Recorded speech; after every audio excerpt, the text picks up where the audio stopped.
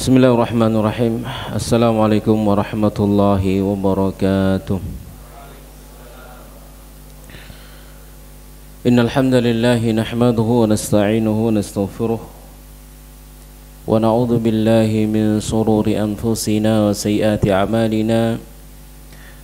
May yahdihillahu fala mudilla lahu wa may yudlil fala hadiya lahu. Asyhadu an la ilaha illallah وحده لا شريك له وأشهد أن محمدا عبده ورسوله اللهم صل وسلم على نبينا محمد وعلى آله وصحبه أجمعين يا أيها الذين آمنوا اتقوا الله حق تقاته ولا تموتن إلا وأنتم مسلمون يا أيها الناس اتقوا ربكم الذي خلقكم من نفس واحدة وخلق منها زوجها وبث منهما رجالا كثيرا ونساء واتقوا الله الذي تساءلون به والأرحام إن الله كان عليكم رقيبا يا أيها الذين آمنوا اتقوا الله وقولوا قولا سديدا يصلح لكم أعمالكم ويغفر لكم ذنوبكم ومن يطع الله ورسوله فقد فاز فوزا عظيما أما بعد فإن أصدق الحديث كتاب الله وخير الهدي هدي محمد صلى الله عليه وعلى آله وسلم وشر الأمور محدثاتها وكل محدثة بدعة وكل بدعة ضلالة وكل ضلالة finnar. Jamaah sekalian rahimani wa rahimakumullahu ta'ala, alhamdulillah, segala puji bagi Allah, salawat serta salam semoga senantiasa tercurahkan kepada Nabi kita Nabi Muhammad sallallahu alaihi wa ala alihi wasallam.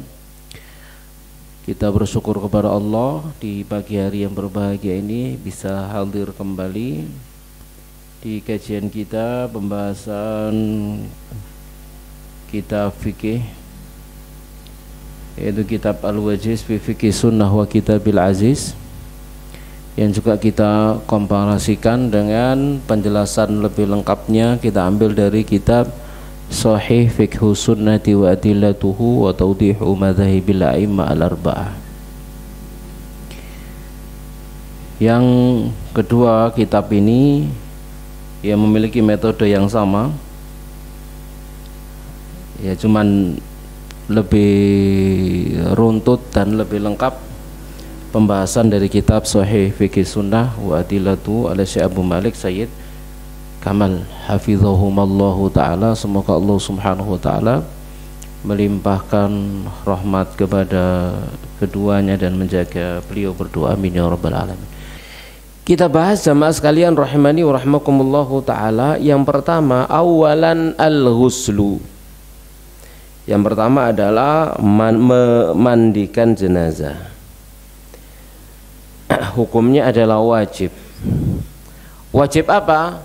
Wajib kifayah atau wajib ain? Kifayah, ya. Jadi hukumnya, maka jumhur ulama berpendapat bahwasanya membandikan jenazah adalah fardu kifayah, ya. Dan Imam Nawawi telah menyebut, menukil ijma' akan yang demikian. Jadi ijma' hukumnya fardu kifayah, ya. Taib. Nah, di antara dalil-dalil yang mewajibkan memandikan jenazah, ya, diantaranya adalah sabda beliau sallallahu alaihi wa alihi wasallam fil muhrim, tentang orang yang lagi muhrim, alladzi waqasathu dabbatuhu famat, yang dijatuhkan oleh kendaraannya lalu dia mati, ya, dipatahkan lehernya oleh kendaraannya. Jadi dia naik onta, kemudian dia jatuh. Saat dia berikhram, pakai baju ikhram, ya, kemudian dia naik kendaraannya lalu jatuh, jatuh lalu patah lehernya, ya, mati. Maka Nabi bersabda, isiluhu bima'in wasidrin, mandikan dia dengan air dan sidr. Kemudian juga sabda Nabi Shallallahu Alaihi Wasallam kepada Ummu Atiyah dan kaum wanita yang mereka memandikan putrinya, yaitu Zainab radhiyallahu anha, Nabi bersabda, ihsilnaha thalathan au khamsan, mandikanlah ia berapa? 3, 5 atau 7, ya, 3, 5 atau 7, ya. Jadi isilna thalathan au khamsan au sab'an, mandikan dia 3, kalau ternyata belum bersih 5, belum bersih juga tuh 7. Jamaah sekalian rahimani wa rahmakumullahu taala, ya. Jadi ini diperintahkan oleh Nabi Shallallahu Alaihi Wasallam. Dan alasan yang ketiga, dalil yang ketiga, yaitu amaliyahnya kaum muslimin sejak zaman Nabi Shallallahu Alaihi Wasallam sampai sekarang, ya, sampai sekarang, ya. Itu menunjukkan bahwasanya itu sudah menjadi dalil apa yang dilakukan oleh seluruh kaum muslimin tanpa terkecuali, ya, dari seberang bumi timur sampai seberang bumi barat, semuanya melakukan itu sudah cukup dalil bahwasanya hal yang demikian adalah berdasar dari Nabi kita Muhammad Sallallahu Alaihi Wasallam, ya. Maka masalah ini semuanya itu sama bagi setiap yang meninggal dari kaum muslimin, baik dia laki-laki ataupun perempuan, anak kecil atau dewasa, dia merdeka atau budak, semuanya dimandikan, kecuali orang yang mati syahid dalam medan perang, di dalam memerangi orang-orang kafir, maka tidak wajib dimandikan kalau mereka yang syahid di medan perang. Jamaah sekalian rahimani wa rahmakumullahu taala, ya.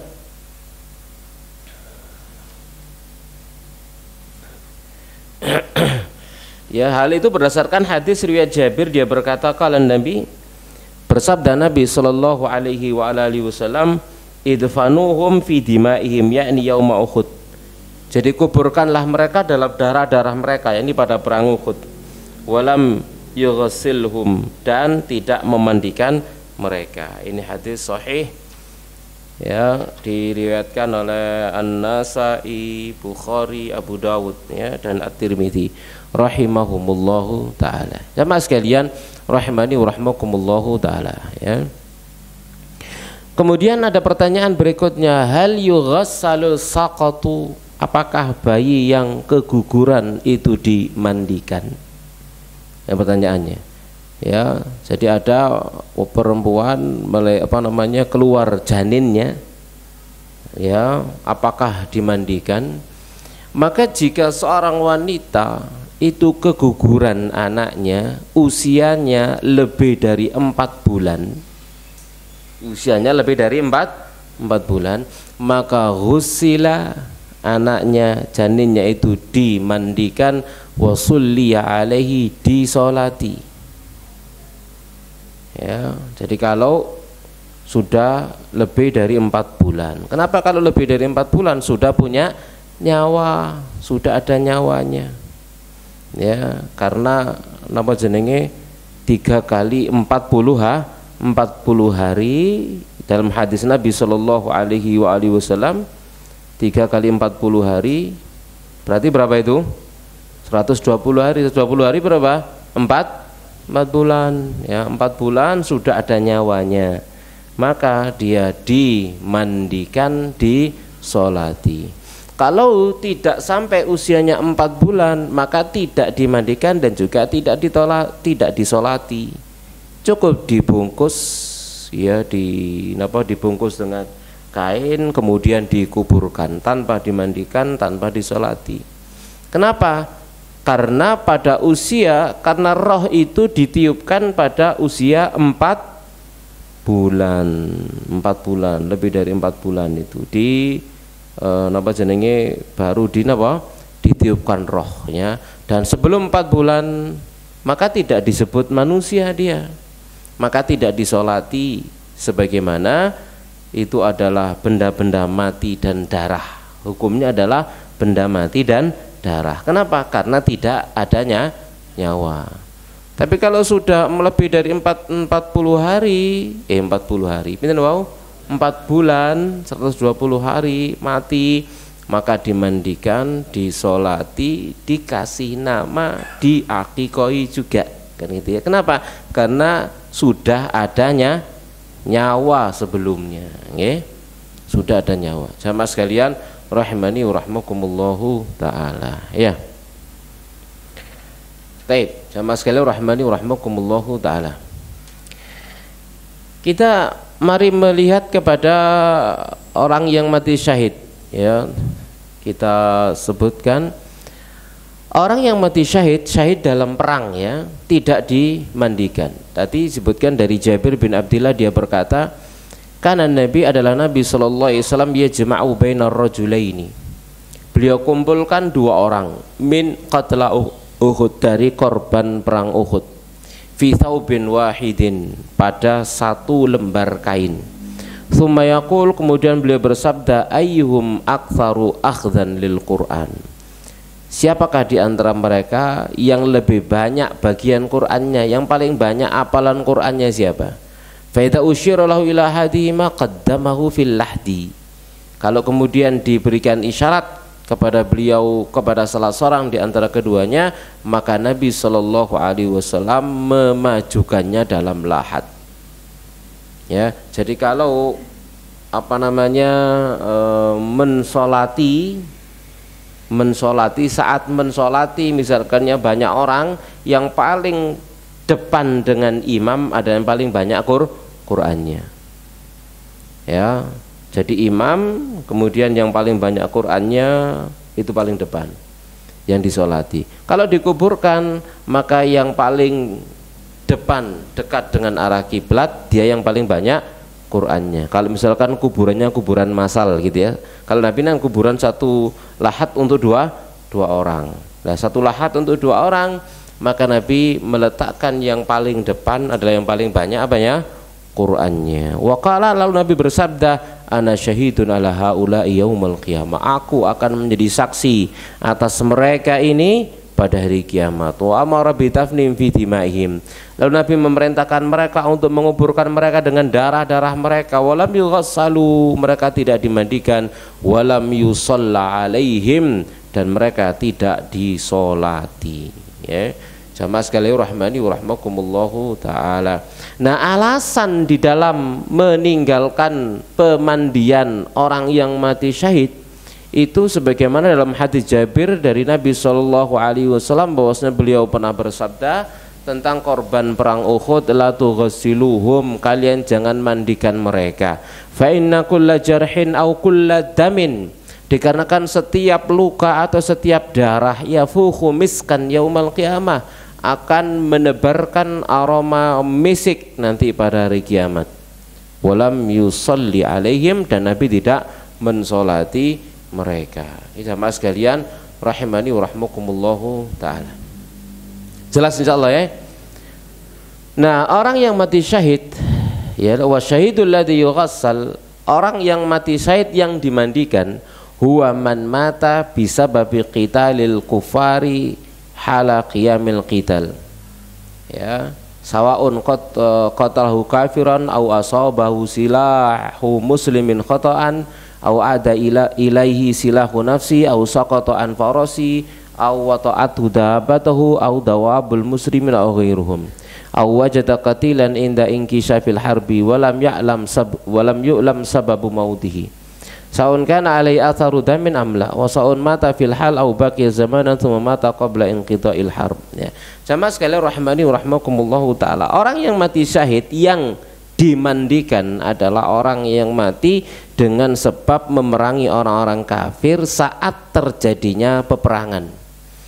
Sama saja dia dibunuh orang kafir atau dia terkena senjatanya kaum muslimin sendiri. Namanya perang kan gitu, ya. Nyebet orang kafir kena kancane, mungkin Ya mungkin bisa terjadi, ya bisa terjadi ya. Atau mungkin senjata balik mengenai dirinya sendiri, misalkan begitu ya, bisa terjadi. Ya dia tidak sengaja, ya dia menghantamkan pedangnya, ditangkis balik kena kepalanya sendiri, misalkan begitu ya.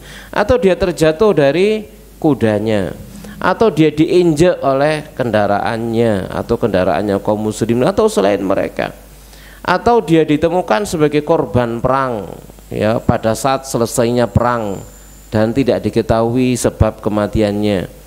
Sama saja apakah ada bekas darah atau tidak ada bekas darah, sama saja dia mati saat itu atau dia tersisa beberapa zaman kemudian dia mati sebelum selesainya peperangan. Jamaah sekalian rahmani rahmakumullahu taala, contohnya adalah orang yang orang yang terluka, mulai dalam keadaan terluka habis perang, maka orang yang mati syahid, jadi kedudukan dia mati syahid, tetapi dia dimandikan. Kenapa? Karena tidak pada kancah peperangan. Ya, walhasil tidak wajib bagi, intinya adalah tidak wajib bagi orang yang mati syahid itu dimandikan. Itu intinya. Tapi kalau dimandikan, misalkan ya boleh, tapi hukumnya tidak wajib. Hukumnya tidak wajib. Jamaah sekalian rahimani rahmakumullahu taala. Lalu ada pembahasan juga di sini, idza qutila syahid wa huwa junub. Jika seorang yang mati syahid terbunuh sementara dia dalam keadaan junub, gimana? Ya pengecek kero tangga ini. Ya. Gimana ini ya? Maka fala yughassal kadzalik, tidak dimandikan juga fi asahi aqwalil ulama.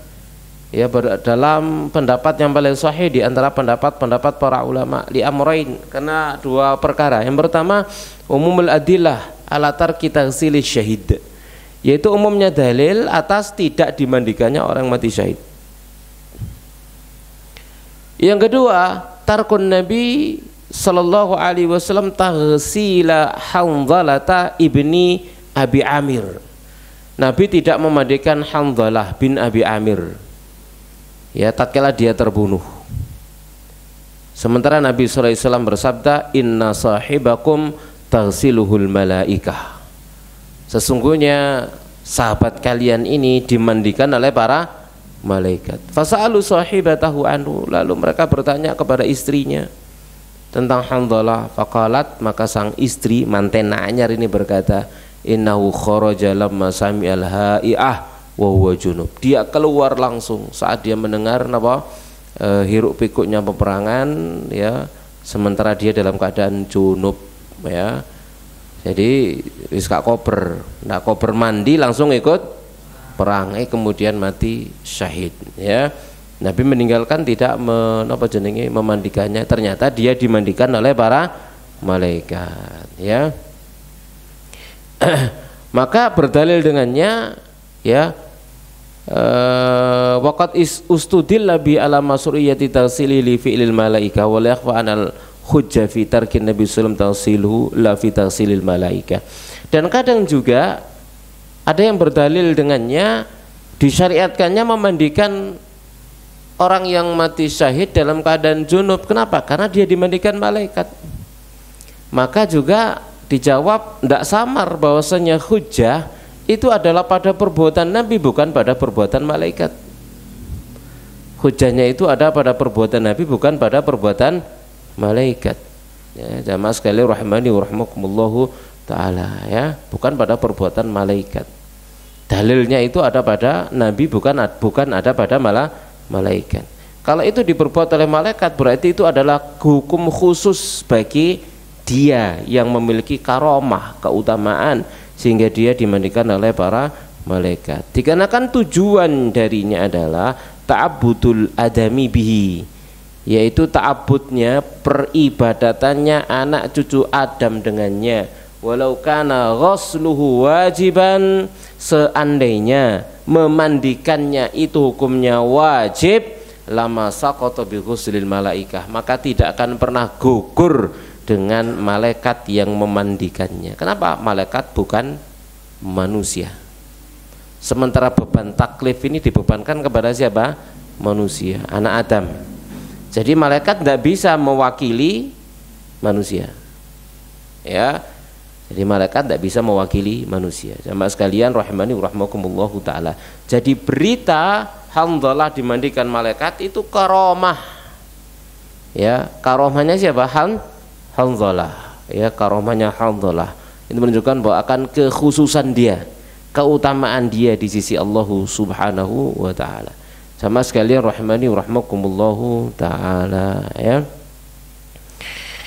Adapun bagaimana dengan orang yang mati syahid bukan syahid peperangan? Ya, seperti orang yang mati syahid karena penyakit-penyakit dalam. Ya, dia terbunuh oleh penyakit-penyakit dalam. Oleh penyakit dalam, ya, kalau dulu kan bahasanya al-mabtun, ya, al-mabtun, ya ini penyakit-penyakit yang mengenai apa? Perut, ya, daleman. Oh, daleman jelek. Penyakit-penyakit apa? Jeroan. Ya, yang mengenai jantungnya, mengenai paru-parunya, livernya, lambungnya dan seterusnya, ya. Atau orang yang kena taun, ya, taun itu penyakit apa? No, corona. Ya, orang yang terkena taun itu penyakit yang mematikan dan juga bisa menular, ya, dan kematiannya cepat. Ya, kena pagi sore mati. Wal ghariq, dan orang yang tenggelam. Orang yang kena reruntuhan, misalkan ya gempa bumi mati, kalau apa keluguran apa genteng, misalkan gitu ya, atau keluguran apa rumahnya ya kambiuan omai mati syahid, ya, atau orang yang terbakar ya mati syahid. Maka mereka yang mati syahid selain medan perang ini yughassaluna, mereka dimandikan, yusalla alaihi, mereka disalati kasairil mauta, seperti orang-orang yang mati yang lain. Wa dza qaulu jamaahiri ahli ilm, dan ini adalah pendapatnya jumhur para ulama. Jamaah sekalian rahimani wa rahimakumullahu taala. Kemudian juga masih bicara tentang memandikan jenazah ini, orang kafir ya tidak wajib dimandikan, sama saja dia kafir dzimmi atau selainnya. Kenapa? Karena dia termasuk golongan orang yang bukan berhak untuk ibadah, wala min ahli tathhir, bukan orang yang berhak untuk disucikan. Ya, kata Syekh Abu Malik, lakin yajuzul muslim, akan tapi boleh bagi seorang muslim untuk apa? Taghsilu dzawi qarabatihi minal musyrikin, boleh bagi dia untuk memandikan yang memiliki hubungan kekerabatan dengannya dari golongan orang musyrik, au zaujatihi zimmiyah, atau dia memandikan istrinya yang termasuk kafir zimmi, berarti Yahudiyah atau Nasraniyah. Dia punya istri Yahudi atau Nasrani, dia mati, maka boleh dia memandikannya. Ya, wattiba'i janaizihim, melalui mengikuti jenazah mereka, wadafnihim, dan mengebumikan mereka, lakin la yusalli alaihim, tapi tidak mensolatinya. Wa aqaribul kufar ahaqqu bimin aqaribil muslimin, dan kerabat-kerabatnya yang kafir lebih baik dengannya daripada kerabat-kerabatnya yang muslim. Jadi hanya sekedar napa menjaga hubungan kekerabatan saja, ya. Wa amma ma wurida min anna nabiyya sallallahu alaihi wasallam amara aliyan an yughassila abahu faturuku kulluha wahiyatun la tathbut. Adapun apa yang diriwayatkan bahwasanya Nabi sallallahu alaihi wasallam memerintahkan Ali untuk memandikan bapaknya, maka jalur-jalurnya semuanya adalah jalur-jalur yang lemah, tidak valid, ya. Bahkan tatkala Ali datang kepada Rasulullah SAW, maka Ali berkata, matal ajuz. Napa bahasane niku? Bapaknya mati, datang kepada Nabi, mata al ajuz. Mati al ajuz napa? wong tuwek. Lek diterjemah kasar, tua bangka itu telah meninggal. Ngerti nggih? Itu bahasanya matal ajuz. Maka Nabi SAW mengatakan idzab fawarrih. Bahasanya begitu, pergilah taburi dia dengan tanah. Ya, pergilah maksudnya kuburkanlah dia. Tapi bahasanya bukan itu fanu gitu ya, tapi fawarrih ya. Jamaah sekalian rahimani wa rahmakumullahu taala. Baik, kita lanjutkan yang berikutnya jamaah sekalian rahimani wa rahmakumullahu taala, tentang sifatul ghusli sekarang.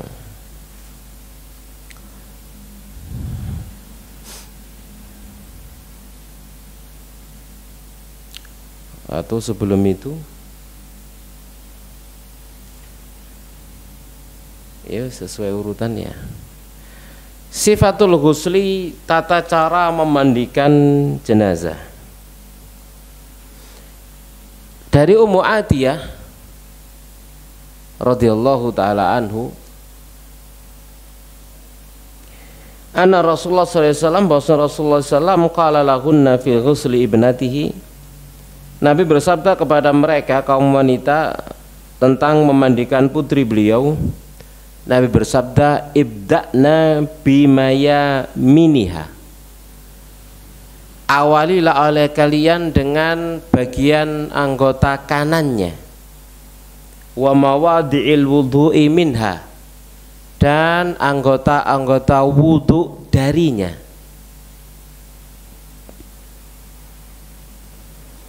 Wa anha, dan juga dari Ummu Atiyah, qala dia berkata, dakhala alaina nabi, Nabi sallallahu alaihi wasallam masuk menemui kami, wa nahnu nughassilu ibnatahu, sementara kami sedang memandikan putri beliau.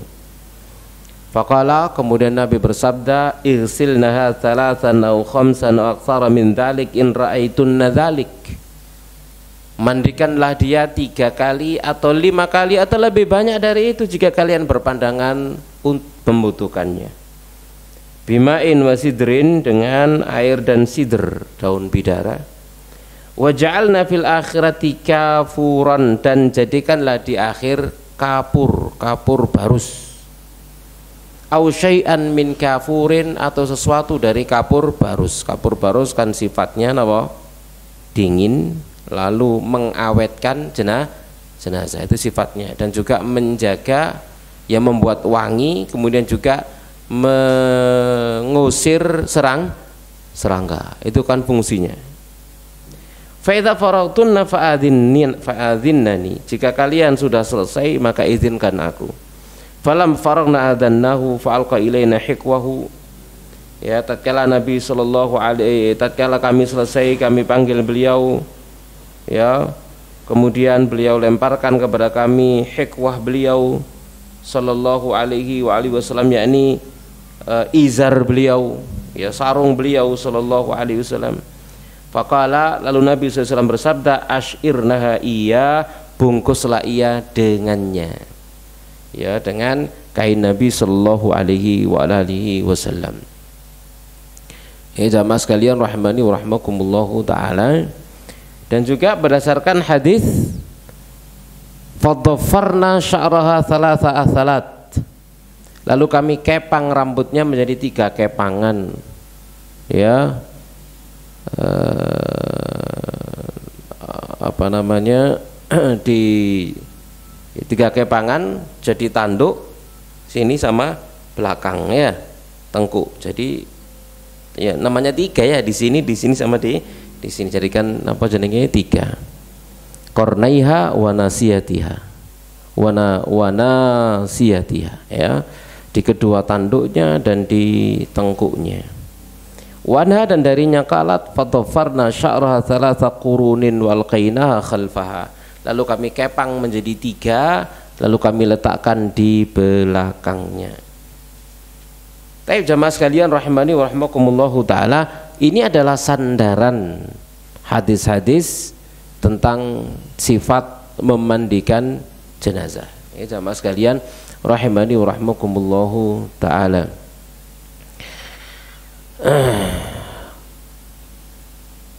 Maka dari hadis-hadis tadi itu kita bisa mengambil kesimpulan tentang apa yang dilakukan saat kita mau memandikan jenazah. Yang pertama, an yujarradal mayyitu min thiyabi, yaitu menanggalkan seluruh baju dari si jenazah. Jadi ditelanjangi, gitu ya bahasanya, ditelanjangi. Tetapi ingat, tatkala kita melepas seluruh baju, auratnya tidak boleh kelihatan. Jadi kita letakkan dulu kain di atas tempat auratnya, baru kemudian kita tarik apanya? Bajunya. Jangan seperti banyak, ya Allah, sampai apa jenenge kita itu mundur dari jadi harus apa? Ditutupkan dulu di atas apa? Auratnya, baru bajunya dibuka. Ya. Jadi jangan sampai auratnya kelihatan, ya. Tutup dulu tempat auratnya. Ya, ditutup dulu. Sama sekalian rahimani wa rahmakumullahu taala. Jadi tidak boleh dilepas tanpa ditutup auratnya, sehingga auratnya dilihat oleh orang-orang yang merawatnya. Tidak boleh. Ya, jamaah sekalian rahimani wa rahmakumullahu taala. Seandainya dulu dia hidup, mau diperlakukan seperti itu? Hah? Mau enggak? Enggak mau. Izin toh. Dari Bunda Aisyah tentang kisah wafatnya Nabi, qalat, dia berkata, lamma aradu ghuslan Nabi, tatkala mereka ingin untuk memandikan Nabi sallallahu alaihi wasallam, qalu, mereka berkata, wallahi ma nadri anujarridu Rasulullah min thiyabi kama nujarridu mautana am nasiluhu alaihi thiyabu. Demi Allah, kami tidak tahu apakah kami akan menelanjangi Rasulullah dari bajunya sebagaimana kami dulu biasa menelanjangi orang-orang yang mati di antara kami, atau kami mandikan dia di atas baju beliau. Maka dalam hadis ini menjadi dalil bahwasanya kebiasaan mereka dulu ya memang menelanjangi sinten jenazah. Kalau Nabi ya tidak ada yang berani lancang, kan begitu maksudnya terhadap Nabi Shallallahu Alaihi Wasallam. Ya, kalau Nabi maka dimandikan di atas baju beliau Shallallahu Alaihi Wasallam. Lakin akan tapi ya ini yang perlu tadi kita jelaskan ya, yaitu harus diperhatikan menutup aurat ya dengan sater penutup, apakah itu anduk, apakah itu kain atau apa saja, yang penting bisa menutupi auratnya. Karena Nabi bersabda, la yanzuru rajulu ila auratir rajuli walal mar'atu ila auratil mar'ah. Tidak boleh laki-laki melihat auratnya laki-laki, tidak boleh perempuan melihat auratnya perempuan, tidak boleh. Jamaah sekalian rahimani wa rahmakumullahu taala, ya. Jadi wajib ditutupi dulu auratnya, baru dilepas bajunya, gitu ya. Baru demikian. Dan makanya kan napa jenenge kita sering, waduh, kate melok ki ya apa, kate gak melok ki ya apa, kan gitu. Kan serba repot kadang-kadang, ya. Mosok nek ngarepe jenazah kate rame kan no gak pantas gitu ya. Mending ngali ae kan begitu ya. Jamaah sekalian rahimani wa rahmakumullahu taala. Yang kedua, yaitu mengurai kuncitan atau kelabangan dari jenazah perempuan jika dia rambutnya berkelabang ya, atau berkuncit atau berkelabang ya. Nah, diurai dulu ya, diurai dulu kenapa jenenge kelabangannya, kemudian dimandikan. Selesai dimandikan lalu apa, dikuncit jadi 3 kepangan, lalu ditaruh di belakang. Kemudian yang ketiga, jamaah sekalian rahmani rahmakumullahu taala, adalah senantiasa berlemah lembut saat melakukan proses pemandian. Oleh kasar ya, harus berlemah lemah lembut, pelan. Nabi bersabda, inna rifqa la yakunu fi syai'in illa zanah wa la yunza' min syai'in illa syanah. Kelemah lembutan, sungguhnya kelemah lembutan itu tidak ada pada sesuatu melainkan dia akan menghiasinya, dan tidaklah ia tercabut dari sesuatu melainkan ia akan memperburuknya, ya. Dan juga dikarenakan kehormatan jenazah itu sama dengan kehormatan orang yang hidup, ya. Jadi tatkala kita masih hidup misalkan gitu ya, lalu lagi sakit dilayani oleh perawati napa? Kasar, ya napa kira-kira? Mentolo napa? Ojo ngono tarek. Fakat kala maka sungguh telah bersabda Nabi sallallahu alaihi wasallam, kasru idhamil mayyit ka kasri idhamil hayy. Ya. Kasru azmil mayyiti ka kasri azmil hayy. Jadi mematahkan tulangnya jenazah itu sama dengan mematahkan tulangnya orang hidup. Jadi harus pelan-pelan, ojo sampai mulosoro napa jenazah marno cuklek keratak. Lain nih ya. Nggak boleh, jangan sampai hal itu terjadi. Yang keempat, yaitu memakaikan bersama dengan air pada pemandian yang pertama nopo sidr. Jadi sidr itu di awal, sidr itu dipakai di awal, atau kalau tidak ada sidr kan sobun dan yang semacamnya. Nopo sobun? Sabun. Nabi bersabda, igsilnaha bima'in wa sidrin, mandikan dia dengan air dan sidr di awal, ya.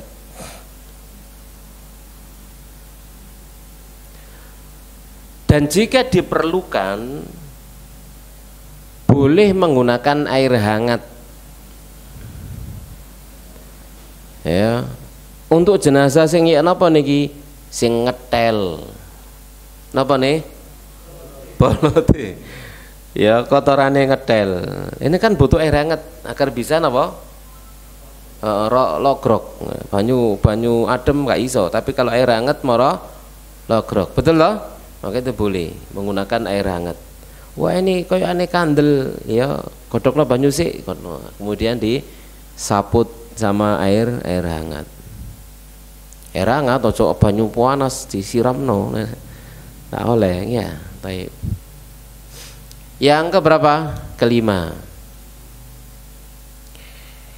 memulai memandikan jenazah itu, jamaah sekalian rahmani wa rahmakumullahu taala, adalah dari napa anggota bagian yang kanan dan napa anggota wudunya. Ya jamaah sekalian rahmani wa rahmakumullahu taala. Tata caranya itu persis seperti saat kita mandi junub. Tata caranya persis saat kita mau mandi junub. Yang urut-urutannya persis seperti kita mandi junub. Bedanya kalau kita mandi junub kan mandi sendiri, kalau jenazah dimandikan. Maka yang awal kita lakukan adalah membersihkan kemaluan. Dengan cara apa? Jenazah didudukkan dulu, kemudian dipencet perutnya, lalu kemaluannya dibersihkan 3 kali, 5 kali, sesuai dengan hajat. Pokoknya kan ganjil 3 kali, 5 kali, dipencet pelan, keluar dibersihkan, pencet lagi, keluar dibersihkan, pencet lagi, keluar dibersihkan sampai bersih. Ya kemudian tentunya disabun juga kemaluannya, ya bersih. Kemudian setelah itu yang kita lakukan adalah napa? Mencuci 2 tapak tangannya, disabun 2 tapak tangannya, dibersihkan. Kemudian yang berikutnya adalah kita ngambil kapas, kemudian kita usapkan di mulutnya. Diusapkan di mana? Di mulutnya diusapkan kapas tadi itu. Ojo disiram banyu ini, kamu ini. Iso rek. Ambil kapas dibasahi lalu diusapkan di mana? Di mulutnya, ya, di giginya, di mulutnya begitu. Kemudian juga ambil kapas lagi kita bersihkan lubang hidungnya. Setelah itu kita tutup lubang hidungnya dengan kapas biar air tidak masuk saat memandikannya, ya, atau sekalipun tidak ditutup hidungnya tapi saat mandikan ditutupi hidungnya agar tidak terkena langsung air. Setelah itu apa yang kita lakukan? Kenapa? Hah? Mana atus junub loh ya, apa terusan? Wudu, ya. Setelah itu kemudian wudu. Berarti kalau wudu berarti kita basuh apanya? Mukanya. Kita basuh mukanya. Kita bersihkan mukanya. Kemudian setelah itu tangan kanan 3 kali, lalu tangan kiri 3 kali. Kemudian kita usapkan kepalanya, ya. Kemudian setelah itu kita basuh kaki kanannya, kemudian kaki kirinya. Setelah itu apa yang kita lakukan? Kita keramasi rambut kepalanya bersih. Kemudian kita miringkan dia miring kiri, lalu kita basuh bersihkan badan dia sebelah kanan 3 kali dengan sabun sebenarnya bersih. Kemudian setelah itu kita miringkan miring kanan, kita basuh badannya sebelah kiri, ya, bersih. Kemudian setelah itu kita siram seluruh tubuhnya. Sini bilasan yang terakhir tanpa sabun, tanpa sider. Kalau yang tadi awal-awal dengan sider, kali ini sudah terakhir tanpa sider, bersih. Kemudian setelah itu kita tutup jenazahnya dengan kain yang ya, dengan kain. Kalau negeri pakai sewek. Lalu kita siapkan tumbuhan kapur barus yang tadi sudah ada. Di tumbuhan kapur barus ditumbuk dengan air, lalu kita siramkan ke seluruh tubuhnya di atas kain, ya, sekaligus nyaring gitu ya. Langsung gak katik langsung di badannya, apa yang terjadi? Ya kotor toh, ya kan gitu ya, kotor mana ya. Maka di bawah kain kita siram di atasnya rata, ya, dengan tumbukan kapur barus tadi itu rata, selesai, ya. Kemudian kita ambil kain untuk menutupi auratnya, lalu penutup seluruh tubuhnya ditarik, selesai. Itu cara memandikan jenazah. Jelas ya?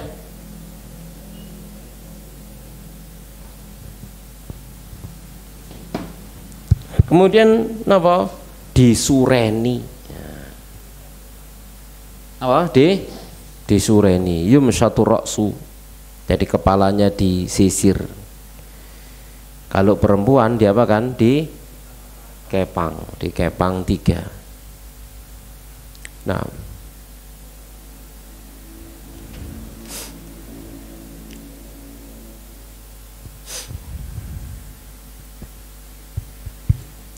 lalu posisi tangan ditaruh mana? Sedekap apa di samping kanan samping kiri? Samping kanan kiri. Hah? Lah karepe. Masyarakat kita biasanya ditaruh sedekap atau samping kanan samping kiri? Sedekap, ya sedekapkan. Cek gak rame sampean niku. Senengane kok golek rame ngene. Ya. Hah? Ya.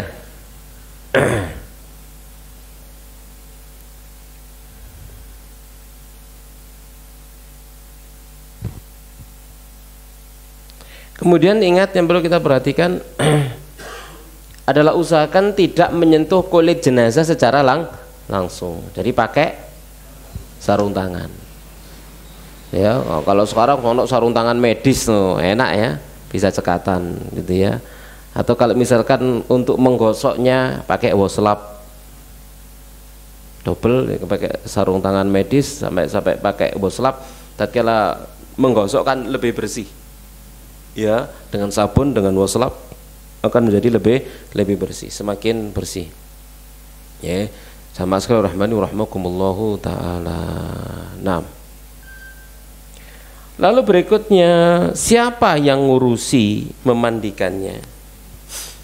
Maka yang ngurusi memandikan jenazah ya tawalla ghuslal mayyit man kana a'raf bi sunnatil ghusl. Ini orang lebih ngerti tentang sunnahnya memandikan jenazah, ya, yang paling ngerti ya tentang memandikan jenazah. Ya, terutama kalau dia adalah kerabatnya, lebih berat. Yang paling ngerti tentang cara memandikan jenazah sesuai sunnah, apalagi kalau dia kerabatnya. Ya, dikarenakan yang ngurusi Nabi SAW adalah keluarga beliau Shallallahu Alaihi Wasallam.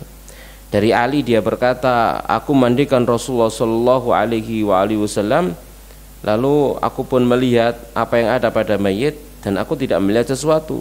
Nabi Shallallahu Alaihi Wasallam itu thayyiban hayyan wa mayyitan. Nabi itu wangi, bersih, indah, bagus, hidup dan wafatnya beliau.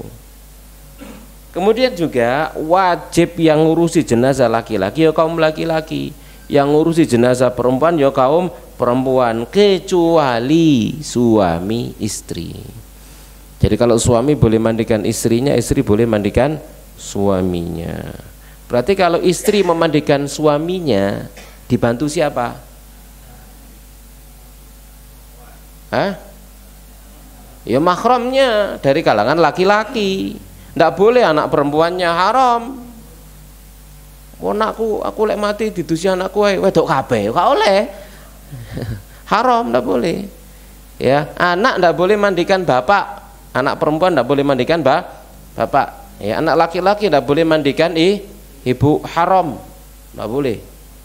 Ya, tidak diperbolehkan. Dan masalah rahmani rahmakumullah. Jadi kalau istri mandikan suaminya, berarti yang membersamai dia ya mahramnya. Siapa mahramnya?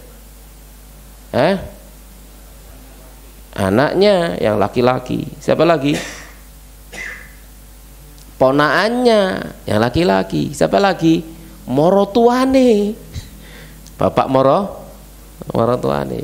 Ya, itu boleh bantu dia. Tapi tidak boleh kemudian yang bantu dia yang bukan mahram, tidak boleh. Ya. Jadi suami istri boleh. Suami mandikan istrinya, berarti dibantu sama siapa? Ya, mahramnya suami. Berarti siapa? Anak perempuannya, ya, adiknya suami maksudnya. Adik-adik, ya, saudari-saudarinya suami atau ponakan-ponakan suami mahramnya, atau siapa? Ibu mertua, ya, misalkan. Jamaah sekalian rahmani rahmakumullahu taala, ya.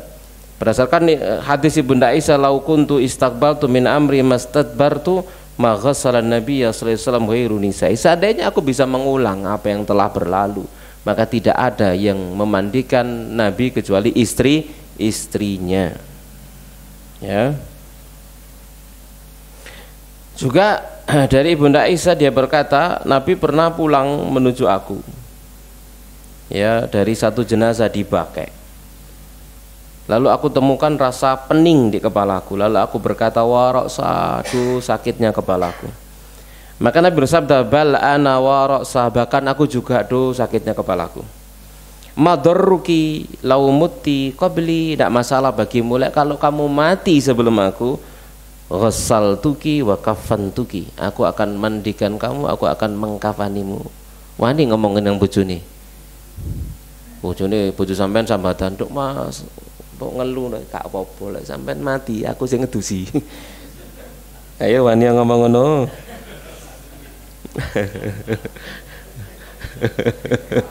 Disiwak sampean waran ya.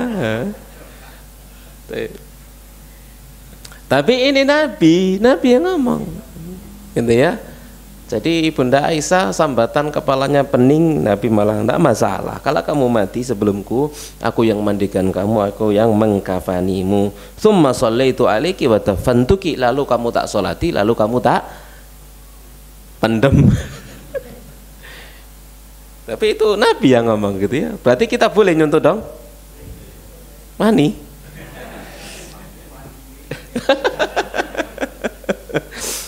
Baik. Jamaah sekalian rahimani rahimakumullahu taala, langsung bojone senyum kecut ngalup ngono moren bahasanya. Teh jam pinten iki? Oh wis 8:30 arek ya. Teh sebentar, ada enggak yang perlu dijelaskan?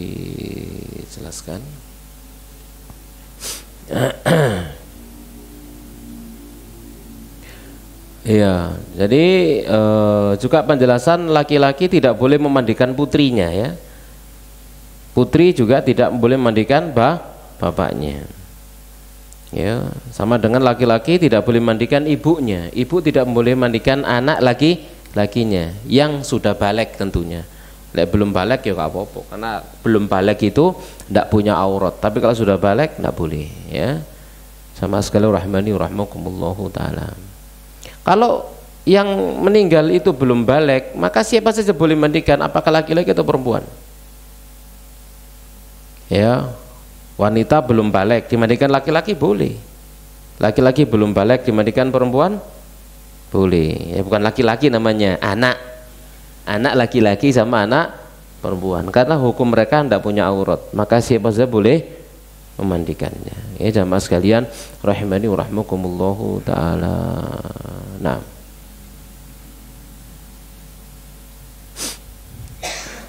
kalau ada misalkan satu kejadian seorang laki-laki mati di tengah kaum perempuan, ganok lanangi belas, ya napa enak diapakno lanangi ya, mati di tengah kampung perempuan, ana toh, ada toh, wijenan wis lanang ganteng dhewe nek kampung kuwi wis ka ono maneh liyane wedok kabeh mati terus diapakno deh ya. Jamaah sekalian rahmani rahimakumullahu taala, maka tentang memandikannya ada dua pendapat dari kalangan para ulama. Yang pertama, dimandikan di atas bajunya, tidak dibuka bajunya ya. Kemudian pendapat yang kedua, ditayamumkan, tidak dimandikan, karena dia dihukumi gak duwe banyu.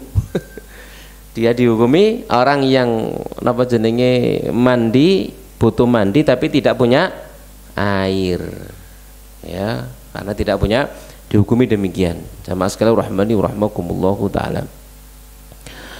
Dan telah diriwayatkan secara mursal dari Makhul dari Nabi SAW, dia berkata, idza mata rajulu ma'an nisa wal maratu ma'ar rijal fa innahuma yutayammamani wa yudfanani wa huma bimanzilati man lam yajidil ma'. Ini hadis mursal dikeluarkan oleh Ibnu Abi Syaibah dan Al-Baihaqi. Hadis mursal tapi dijadikan sebagai dalil fikih. Ya, jika seorang laki-laki mati bersama dengan kaum wanita dan wanita mati di tengah kaum laki-laki, maka keduanya ditayamumkan lalu dikuburkan. Keduanya itu berkedudukan seperti orang yang tidak menemukan air, maka tidak dimandikan tapi ditayamumkan. Juga dikuatkan oleh hadis Sinan bin Ghurfah dari Nabi SAW tentang seorang wanita yang tamutu ma'ar rijali laysu bimaharim, wanita yang meninggal bersama dengan kaum laki-laki yang mereka laki-laki ini bukan mahramnya. Qala tuyammam, dia ditayamumkan, wala tughsal, tidak dimandikan, wa kadzalika ar-rajul, demikian juga sebaliknya laki-laki yang mati di tengah kaum perempuan. Riwayat Imam Al-Baihaqi rahimahullahu taala. Nah,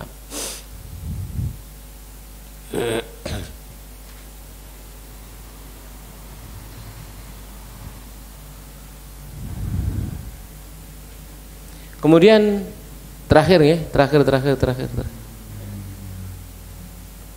atau sebelum akhir, tentang orang yang memandikan, maka dia harus soleh. dia harus soleh, termasuk ahlus sholah, dan orang bertakwa kepada Allah Subhanahu wa taala, sehingga apa? Dia akan menutupi aib daripada jenazah, tidak akan cerita. Seandainya dia melihat sesuatu atau mencium aroma sesuatu, tidak akan cerita, ya, tidak akan cerita. Dan itu amanah, itu adalah amanah. Ya, namanya memandikan, barangkali dia akan menyentuh bagian sesuatu dan seterusnya, yang itu aib misalkan, itu amanah. Man satara musliman satarallahu yaumal qiyamah. Siapa yang menutupi aib seorang muslim, maka Allah akan menutupi aibnya nanti pada hari kiamat. Ya. Kemudian yang kedua, Nabi pernah bersabda, belum kedua ya. Nabi pernah bersabda, man ghassala mayyitan fakatama alaih. Siapa yang memandikan jenazah lalu dia menutupi aib daripada jenazah itu, ghufira lahu arba'ina marrah, maka diampuni untuknya 40 kali. Wa man kaffana mayyitan, siapa yang mengkafani mayit, kasahullahu minas sundusi wa istabraqil jannah, maka Allah akan kasih pakaian dia dari sutra kasar dan sutra lembut dari surga, di surga. Wa man hafara li mayyitin qabran, dan siapa yang menggali kuburan untuk jenazah, fa'ajannahu fihi, lalu dia memperbagusi cara dia membuat kubur tadi itu, maka ajra, Allah alirkan lahu untuknya minal ajri, bagian dari pahala, ka ajri maskanin askanahu ila yaumil qiyamah, seperti pahalanya tempat tinggal yang dia tempati sampai hari kiamat. Jadi ojo ngeremehno tukang penggali kubur, ya. Karena memang tidak semua orang loh punya semangat untuk menggali kubur, itu orang-orang tertentu saja memang semangat, ya. Sing liyane senengin apa? Ya, hati bos, ya ndelok tok ya, atau setor wajah, setor muka, ya. Dan itu kalau diniati benar mendalami hadis ini, maka itu pahala besar mengalir untuk dia sampai hari kiamat. Pahala seperti sedekah, infak, rumah, tempat tinggal yang ditinggali sampai hari kiamat. Ya. Tapi yang perlu kita perhatikan kemarin itu apa? Kita tutupi dulu apanya? Auratnya. Jadi harus diperhatikan selalu. Kekeden jajan ono sing rodok cilik. Ada lebih kecil. Kayak syarat tok ae. Ya? Oh, gini. No? Ya mari digunting sama untuk nanyar ya.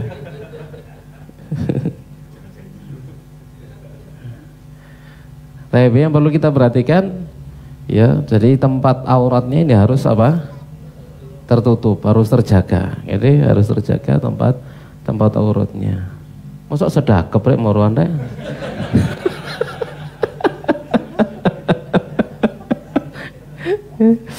Tapi ya, jadi sing lemes,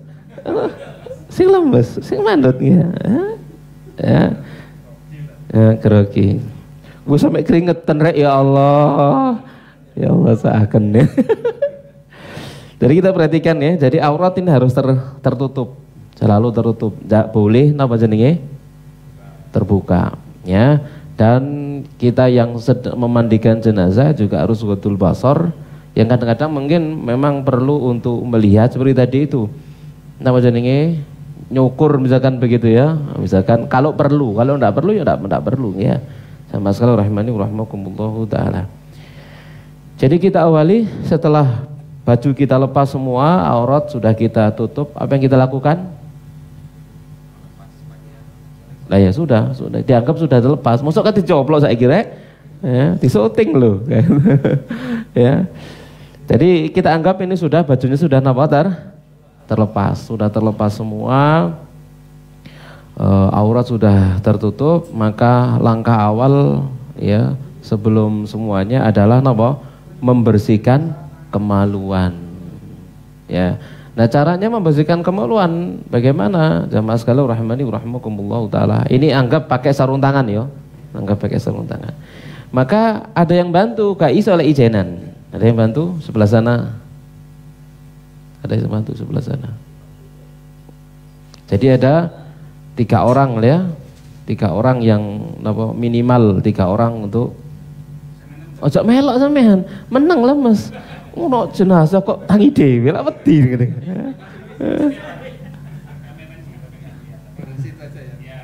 Hah? Lo enggak di situ. Antum yang ke sana. Ya. Oh, ya.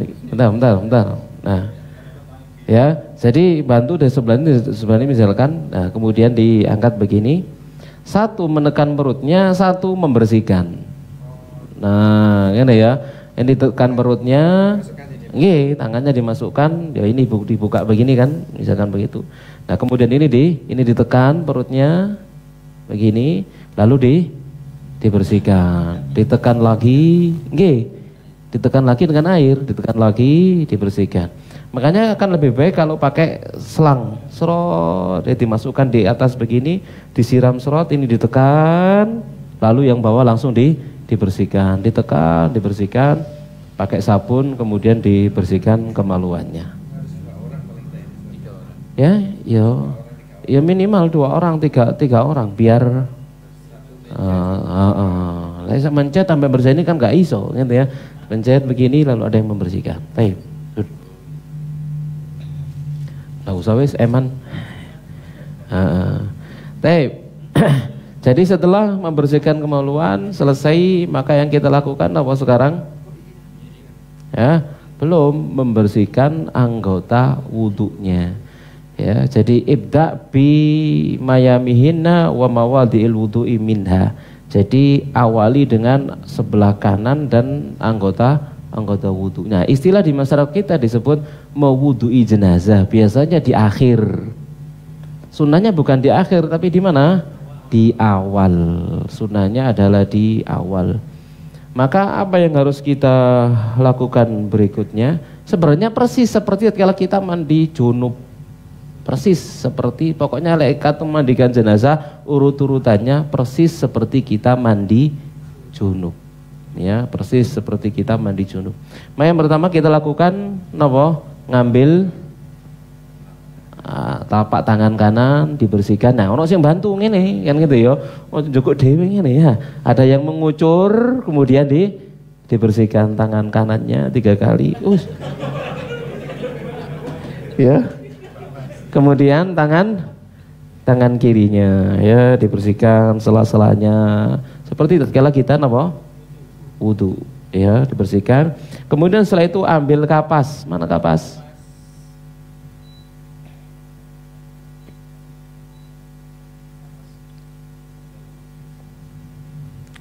Kapas. Nah ini, waduh, pun gede-gede, cilik-cilik aja. Nah, misalkan begini, ya, misalkan ini kita basahi pakai air. Kemudian apa kita lakukan? Kita gosok deh mulutnya. Ya, kita basahi, kemudian kita gosok di mana? Mulutnya kita gosok. Kemudian kita ganti kapas yang lain, kita basahi, dimasukkan di mana? Hidungnya. Hidung. Itu madmadah, istinsak dan istinsar. Kan bedanya kayak nyembur deh. Kan ya. Maka kita masukkan di mana? Hidungnya. Jadi kapas tadi itu habis di mulut, kita ganti yang lain kemudian di hidungnya kita bersihkan. Paham? Kemudian setelah itu kita basuh kita basuh apa berikutnya? Wajah ya. Kemudian kita basuh wajah, kita siram, ada yang bantu. Kemudian dibersihkan, dibasuh wajahnya. Ya, selalu diratakan mukanya semua, jenggotnya pun. Kenapa? Oh, nggih. Ya kalau masalah corek. Ya. Kalau masalah menyiram bisa kita tutup begini biar tidak masuk. Nah, disiram begini kan yang lainnya dibersihkan, disiram begini yang lain dibersihkan. Begitu saja. Kalau memang tidak ditutup sama apa? Kapas, ya. Kemudian berikutnya setelah wajah apa?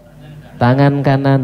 Nah, maka kemudian tangan kanan kita bersihkan, ya. Tangan kanan kita bersihkan semuanya. Kemudian setelah itu tangan kiri kita bersihkan semuanya. Terus setelah itu apa? Ya, kepala kita ngambil air, kemudian kita bersihkan, kemudian sekaligus telinganya. Terus kaki kanan, ya. Kaki kanan kita beralih, kita bersihkan kaki kanan 3 kali, kemudian kaki kiri 3 kali. Setelah itu kita ambil air dengan sabun, kita keramasi kepalanya.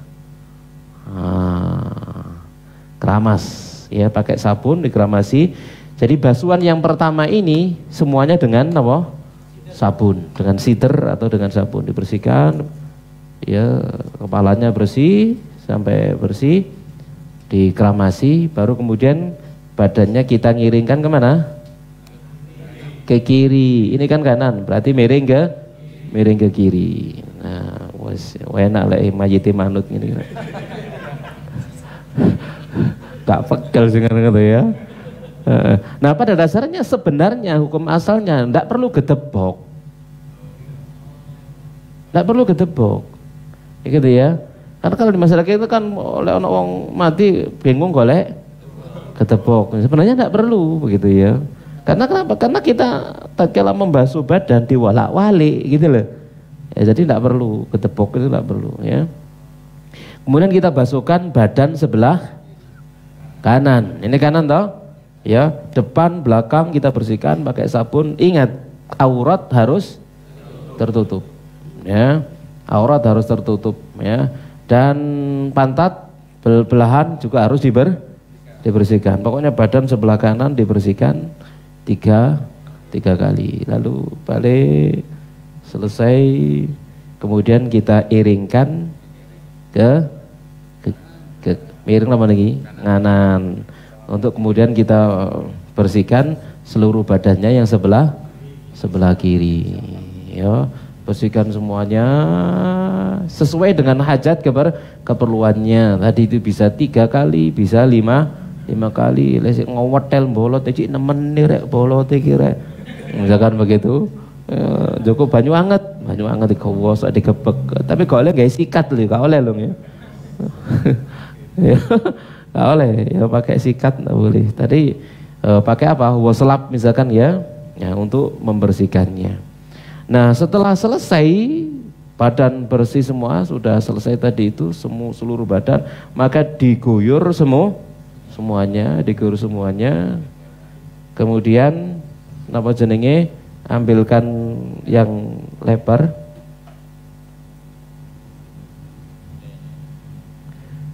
yang jelas tidak pakai kain apa jenenge umroh, ya, karena ketebelan, ya.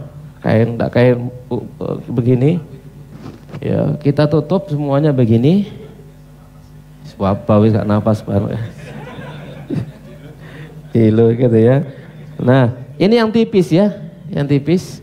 Tujuannya apa? Air kafir barus disiramkan, ya, untuk menyaring disiramkan semuanya. Yang tujuannya agar dia wangi, itu tujuannya. Wis. Seakan,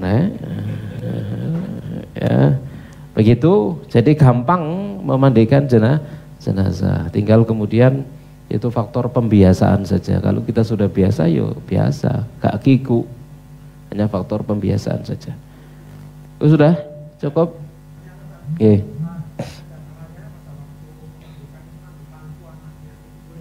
Nggak perlu. Kenapa kok di bangku coba? Enggak perlu. Oh, enggak perlu di bangku. Taruh seperti ini, gitu, ya.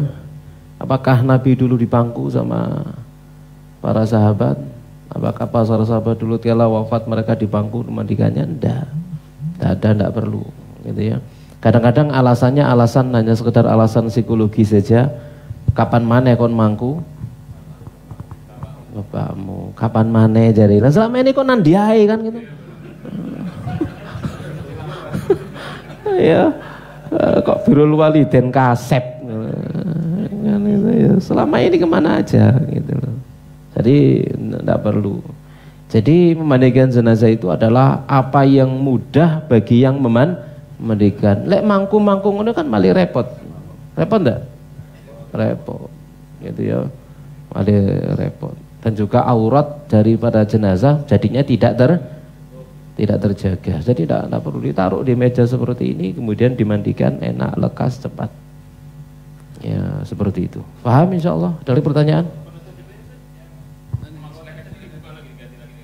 Kenapa? Oh ini basah, kemudian kan setelah itu diganti dengan kain berikutnya. Coba sekarang berikutnya. Jadi setelah tadi disiram, kemudian diandui ya. Diandui, bersih, diandui. Kan tinggal ini yang apa? Basah. Maka ditutup, diganti dengan yang tebal, biasanya pakai sewek ya, biasanya sebelum dikafani ya. Ya, begini ditutup. Nah, setelah ditutup ono sing ngocei baru kemudian ditarik begini. Jadi aurat terjaga. Nah, ngeten nggih. Aduh.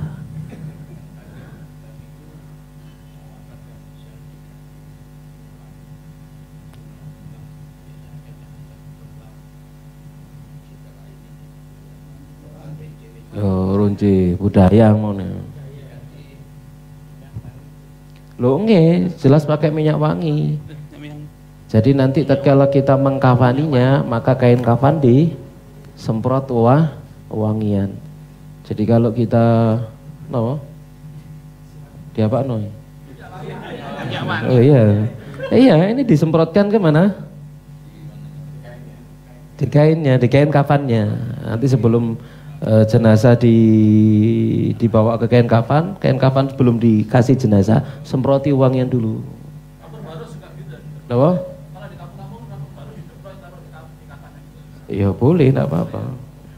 Itu hanya faktor kebiasaan aja. Faktor kebiasaan. Itu sunnah. Jadi ija'al fi akhirihin nakafuro. Jadikan di akhir pembilasan itu air kafur, itu sunnah. Itu sunnah. Jadi sunnahnya jangan ditinggal.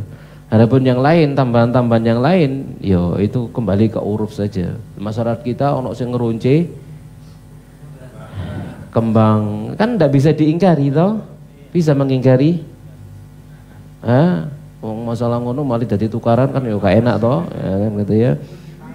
Ya sudah, biarkan aja, misalkan begitu, namanya masyarakat gitu ya, kecuali sudah paham semuanya, yo nggak apa-apa.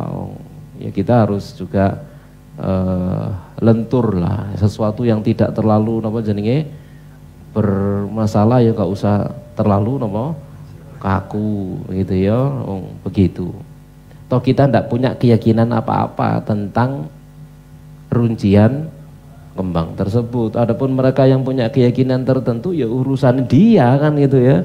Kita nggak ada masalah ini kok kali katanya ngubur dulure leren tukaran dhisik kan ya bukan waktunya begitu.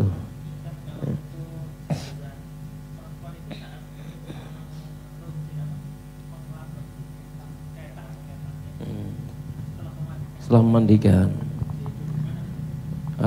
Ya enggak, ya diambil begini aja kan, bisa diangkat kepalanya, rambutnya ditarik ya.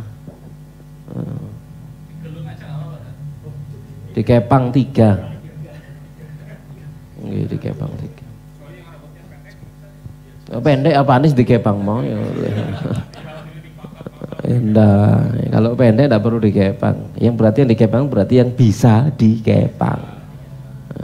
Ustaz, maaf. Hukum awal tadi sunnah memberikan air kapur barus itu bagaimana ya? Karena zaman dahulu kan mungkin tidak ada kapur barus, jadi istilahnya hanya untuk wangi-wangi saja atau gimana? Yang pertama itu, yang keduanya apabila kapur barus hanya untuk wangi-wangi saja bisa diganti dengan tisu basah yang juga wangi juga. Kapur barus fungsinya bukan sekedar wangi, tapi mengusir serangga. Itu fungsinya. Zaman Nabi apakah ada kapur barus? Ya ada. Ada, ya nih. Ij'al fi akhirihin nakafuron, ya. Produk mana kapur barus zaman dulu? Medan. Dari Medan memang. Ya, begitu. Jadi itu sunnah. Nah, monggo. Iya. Saya ingin menanyakan, ini kan kondisi jenazah utuh Ustaz. Cumpama misalkan ada jenazah yang kondisi kecelakaan dengan kondisi tubuh yang ya maaf jangan terpecah-belah. Itu apa pelaksanaan mandi jenazah seperti kayak gini, dokter? Ada kan kecelakaan tangan patah atau kaki patah putus ya gitu. Iya, itu maka pelaksanaan mandi jenazahnya seperti gini atau iya, ya jelas yang kita bahas itu yang wajar. Kalau yang tidak wajar itu di luar kewajaran. Nggih, jelas gitu ya. Cara mandikannya juga beda. Kalau seperti itu yang penting bersih ngono ae. Sementing asar apa dimandikan, disiram air begitu saja kalau seperti itu. Di samping juga kadang orang tatkala memandikan demikian ada perasaan yang lain kan begitu ya, ngeri atau semua orang mari ngono begitu ya. Nah, tapi kalau misalkan dimandikan di rumah sakit yang terpotong dijahit dulu, disambung dulu kan begitu sih, baru kemudian dimandikan. Maka kalau yang demikian yang dalam posisi kecelakaan seperti itu, asalnya baiknya memang dimandikan di rumah sakit. Ya, dimandikan di rumah sakit kalau seperti itu. Dan di negeri kita, alhamdulillah rumah sakitnya yang ngerti ya. Ada tim khusus memandikan. Kan begitu ya, di rumah sakit kita di Celaket di mana-mana kan begitu. Jadi itu tergantung napa jenenge permintaan daripada keluarga. Tolong dimandikan sekalian di sini, misalkan itu ya, sambil kerabat ikut memandikannya itu lebih gampang lagi. Begitu dibawa ke rumah sudah dalam keadaan posisi sudah bersih. Itu lebih memudahkan keluarga dan juga lebih memudahkan masyarakat yang ada di sana. Ya semuanya dikembalikan kepada maslahat ya, kembalikan kepada maslahat. Waduh sesuai keringetan ngomong kepala ngikir ya. Iya. Ustaz, izin bertanya Ustaz, untuk mandi junub kan ada dua versi yang kakinya diakhirkan Ustaz. Kalau mandi jenazah gini apa juga ada sunnahnya seperti itu? Karena dalilnya jelas, ibda bimayamihinna wa mawadhi'il wudu. Awali dengan kanan dan anggota wudu. Berarti jelas awalnya. Dalilnya jelas kalau mandikan jenazah berarti langsung mengawali dengan anggota wudu, tidak diakhirkan kakinya. Nggih. Ini tanya Pak Ustaz. Tadi untuk membersihkan perut tadi kan awalnya kan didorong. Kemudian apakah perlu membersihkan anus atau alat kelamin untuk membersihkan kotoran yang keluar? Apakah? Iya, karena memang tadi dipencet itu kan keluar ya dibersihkan. Jadi anusnya dibersihkan sampai bersih atau pakai sabun. Nanti setelah kita memandikan sudah nggak nyentuh kemaluan, nggak nyentuh anus lagi. Kenapa? Sudah dibersihkan di depan sebelum membersihkan anggota wudunya. Ngerti nggih? Tangannya perlu dimasukkan ke anus. Lah apa?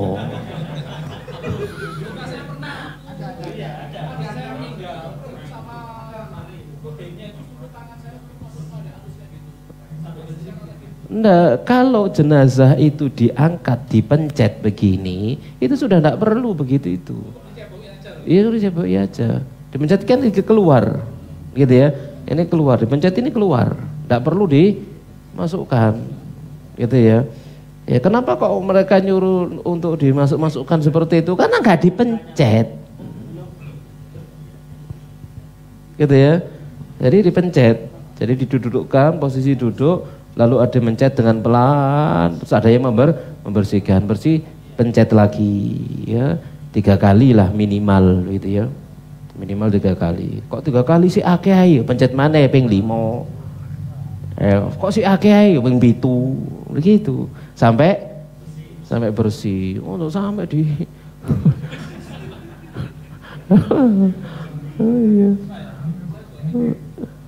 nggak perlu.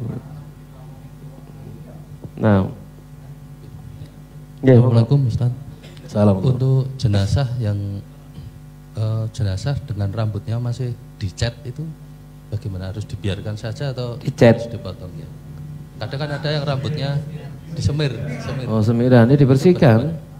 Dibersihkan, dipotong atau Dibersihkan apa jenenge, ya kira-kira alat yang bisa membersihkannya apa?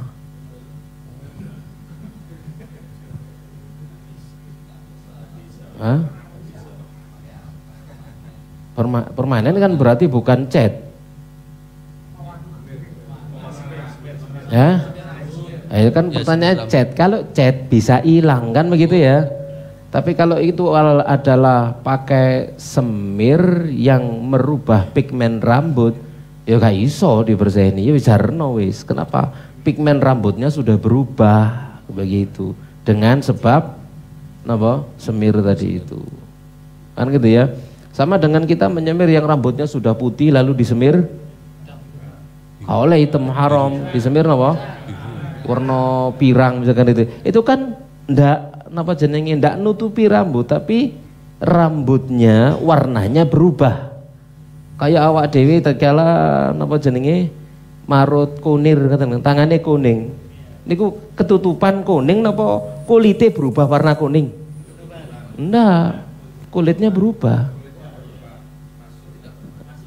Iya, enggak masuk ke pori-pori, kulitnya berubah, pigmennya berubah tapi tidak permanen. Itu sama dengan itu, sama dengan rambut ketika kita kasih inai begitu lalu berubah jadi kuning, jadi merah. Itu rambutnya berubah, bukan ketutupi warna, tapi warna rambutnya berubah. Ya itu ndak iso di jamakno maneh kan gitu ya. Ya ditunggu sampai masa pengaruh zat ya yang mempengaruhi pigmen rambut tadi itu hilang dengan sendirinya. Ya. Dan yang seperti itu tidak ya, bukan cat lo ya. Ya bukan cat. Kalau cat kan menutupi. Ya. Kalau cat menutupi. Jadi misalkan rambutnya sudah putih blek gitu ya, lalu dikasih inai warnanya kuning, misalkan begitu ya, akhirnya rambutnya merah kekuningan begitu ya, ya sudah biarkan saja, enggak apa-apa, karena itu bukan cat, enggak masalah. Ya. Yang jadi masalah kalau cat, ya kalau cat, ya karena kalau cat berarti kan dia menutupi rambut sehingga menghalangi sampainya air, nah itu harus dibersihkan. Ya, beda dengan semir alami. Kalau semirnya semir alami ya kayak punir tadi itu, kayak daun pacar, gitu ya. Tatkala ditaruh di kuku, begitu dilepas kukunya warnanya coklat atau hijau gitu ya. Itu kukunya nggak ketutupi cat, enggak, tapi kukunya memang berubah warna, kukunya berubah warna begitu. Itu sah untuk wudu. Nah masalah kalau pakai itu. Tapi kalau dicat, dikai kutek, apa kutek jenenge? Kutek. Oh macane kutek nih. Ya, maka itu menghalangi wudu ndak sah. Kalau mandinya tidak sah. Nah, jenazah pun demikian. Kalau terkena cat, misalkan rambutnya pakai cat, misalkan atau kukunya pakai kutek tadi itu perempuan, maka harus dihapus. Kenapa? Karena air tidak sampai ke kulitnya, maka semua harus dihapus, dibersihkan semua cat-catnya itu. Oh, tato masuk, termasuk merubah pigmen dan sifatnya permanen ya, dan itu haram. Pertanyaan dari ibu-ibu Ustadz, Yeah. Untuk kasus mayat yang ada gigi palsu, apa harus dilepas? Bagaimana jika lupa dilepas dan sudah dikafani baru ingat dan saat akan dilepas mulut sudah tidak bisa dibuka? Ya sudah, ya. La yukallifullahu nafsan illa usaha. Kalau sudah nyatem ngene sak kisah diomong ya wis jarno enak apa-apa. Yang sudah terlanjur kan ya. Bagi jenazah gak pengaruh belas bagi jenazah.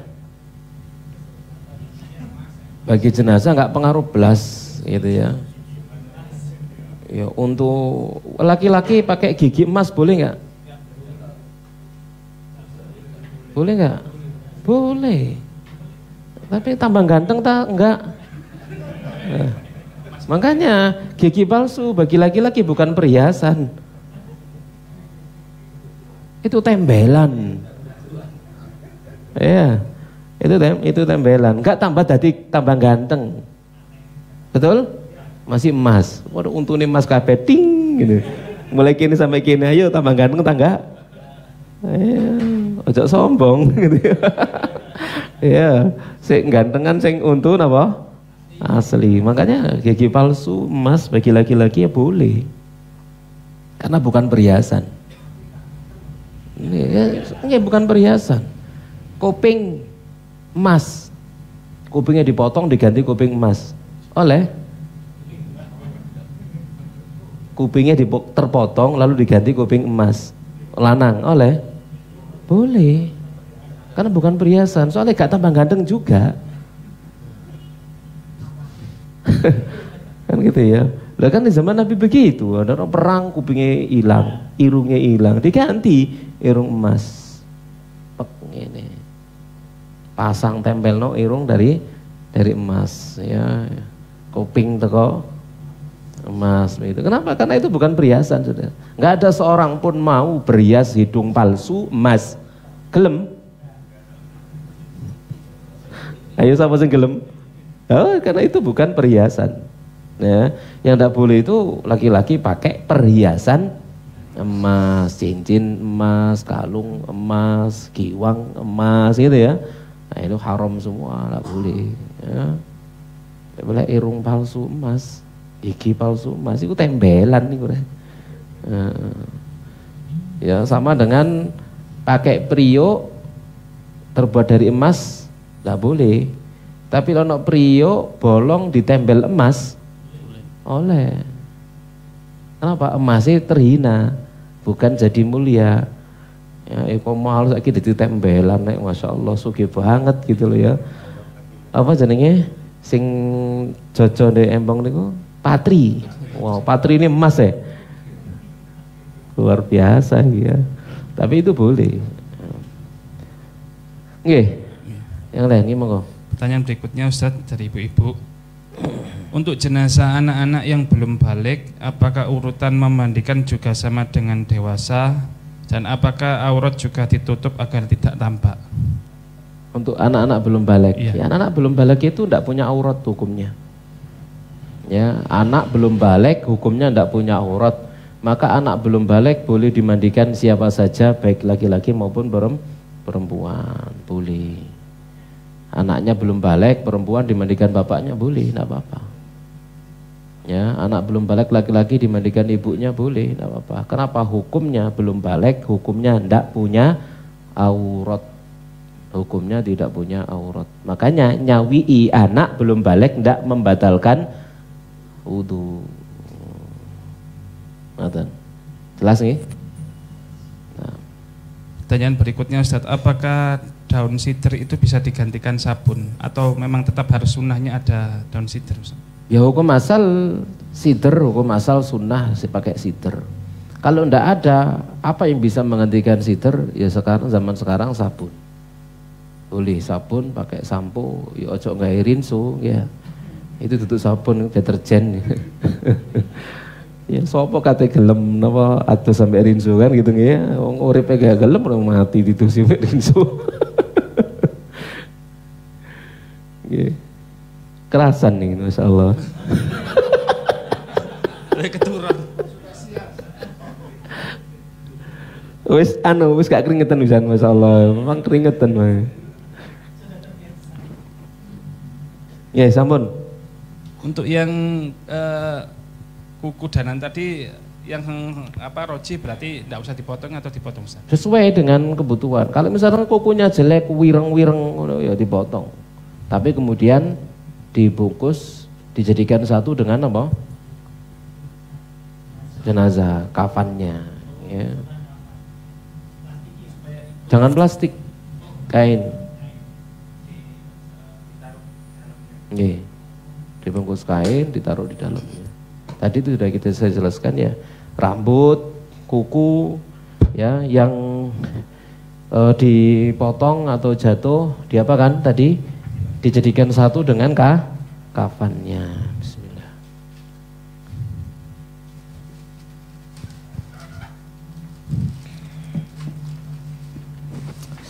Tanya Ustadz. Ya, monggo. Terima kasih Pak Ustadz. Masalah sekarang, masalah kapan itu rangkep berapa Pak Ustadz? Terus ada yang dipakai cawat itu bagaimana? Terus ada lagi sini ditutup pakai kain segitiga itu. Bagaimana itu Pak caranya? Oke, ini kan sih memandikan ya. Ya maaf. Mengkafan ini dereng ya. Oh. Ya maaf Pak Ustadz. Terima kasih. Oke, insya Allah ya. Nanti akan kita bahas tentang mengkafani jenazah berikut prakteknya. Disiapkan ya kain kafani. Oh. Ukuran siapa?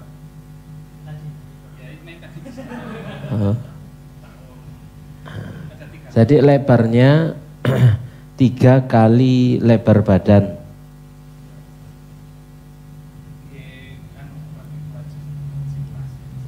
Enggak, maksudnya sekalipun simulasi sing pas gitu loh.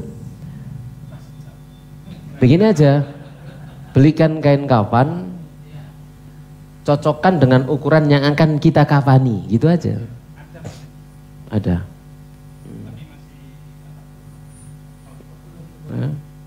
Udah enggak sekarang. Atau potong sendiri. Tak kasih rumusnya aja ya. Kasih rumusnya, lebarnya 3 kali lebar badan yang mau kita kafani. 3 kali badan. Kenapa kok 3? Karena 1 atas, bawah 2, lalu samping. Gitu ya. Paham maksud saya? Ya, jadi 3 kali lebar badan. Jadi kalau lebar badan jenazah itu 60, berarti yang kita butuhkan 180 cm lebarnya. Itu sempurna apa? Menutup. Nanti ketika kita tutup itu sempurna. Gitu ya, enggak ngepres. Kadang menghitung keliru, begitu ditutup ngepres.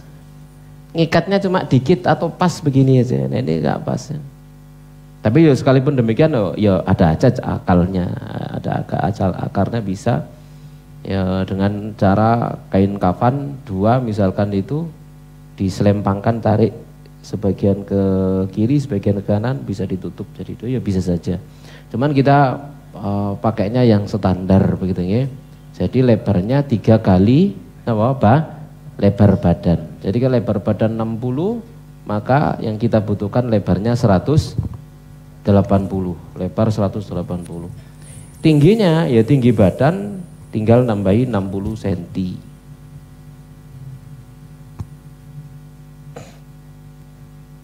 Ya, tinggi badan tambah 60 cm. Agar kemudian 30 cm atas, 30 cm bawah. Kepanjangan ya? 30 cm kepanjangan enggak? Hah? Atas, enggak ya? Tujuannya apa sih? Untuk megangnya nanti gampang. Jadi ojo sampai ngepres dure, kok ngepres nyekeli angel. Ya. Kan fungsinya pocong itu kan untuk dipegang begini gitu ya. Banyak kemarin usul mbok kok gak usah pocong mbok gitu. Ya meteni ki kakek nonton film pocong gitu. Nah, begitu ya. Jadi tentang kapan itu, kalau untuk laki-laki 3 lembar. 3 lembar yang sama sudah cukup. Kalau untuk perempuan 5 lembar. 5 lembar terdiri dari apa-apa. Ya 5 lembar itu terdiri dari sarung bawahan, baju atasan, kemudian kerudung, lalu 2 lembar kain lebar. sarung bawahan, baju atasan, kemudian kerudung 3 ya. Kemudian 2 lembar kain besar yang ukurannya sama dengan pria tadi itu, yaitu lebarnya selebar apa? 3 kali lebar badan. 3 kali lebar badan. Ya didelok juga kadang-kadang bisa lebih. Ditambahkan 3 kali lebar ditambahkan napa rodok napa gendut. Nah, berarti kan nambah. Ya, berarti nambah. Atau sebenarnya ya gampang ngukurin di arah perutnya. Nah, begini ya. Perutnya mundur begini, ini berapa? Dikalikan 3. Wis mesti bener ya, wis. Ya, kalau memang agak gemuk misalkan, maka menghitungnya adalah lingkar perutnya kemudian dikali 3. Itu mesti ketemu, mesti cukup. Ya, mesti cukupnya. Kain kafannya itu. Tapi itu pembahasan mengkafani jenazah pada pertemuan yang akan datang ya. Nah, insya Allah demikian jamaah sekalian rahimani wa rahimakumullah. Tep, ada pertanyaan lagi kira-kira? Oke, silakan. Enggak ada.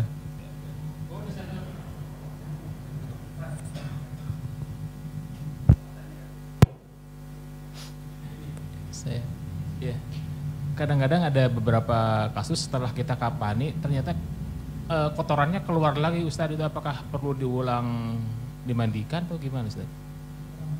Setelah dimandikan sudah dikafani. Iya.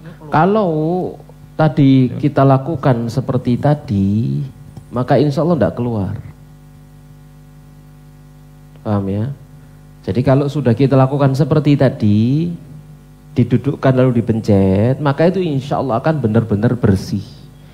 Yang biasanya habis dimandikan itu kok habis sudah dikafani kok keluar ya karena tidak dipencet ya.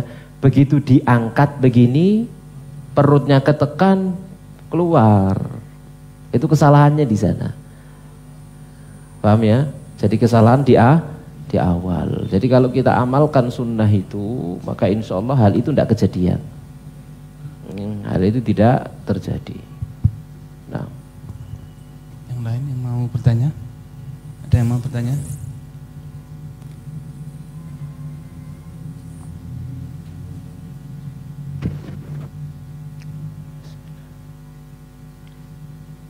Ada yang bertanya?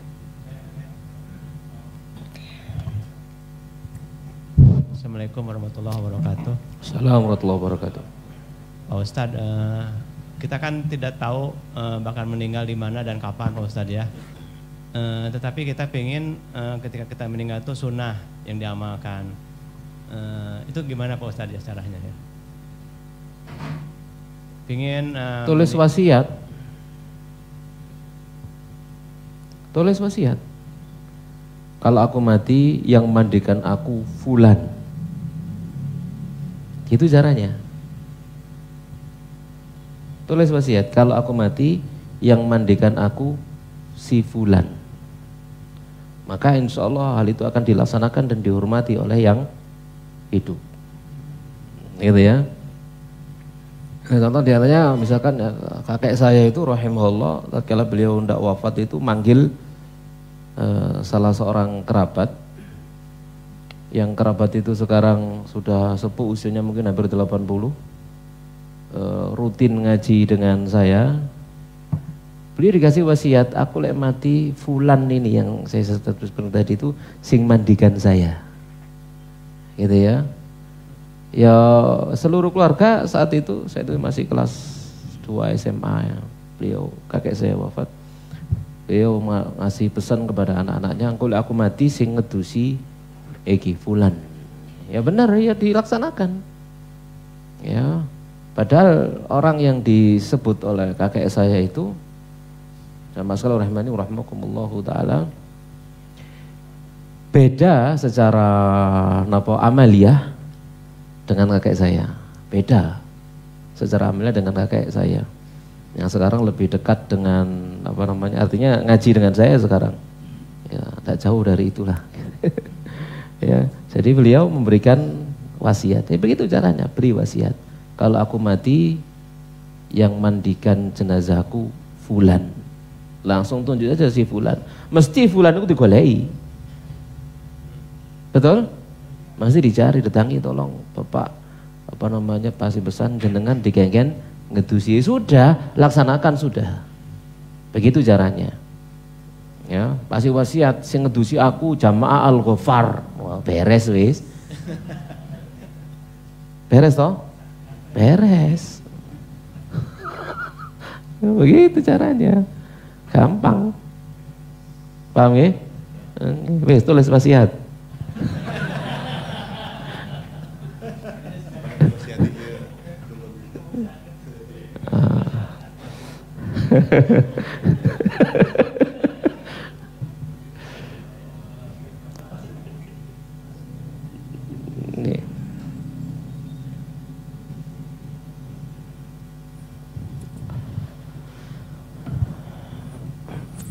Ada lagi yang mau bertanya? Terakhir. Bismillah Ustaz. Untuk kami yang di kampung nih Ustaz, kan seperti itu apa? Kalau ada meninggal, utamanya untuk nanti apa, kedua orang tua, pasti kan banyak masyarakat yang ini kan Ustaz. Ya untuk apa? Merawatnya itu harus sesuai saya apa sesuai dengan kebiasaan di kampung Ustaz.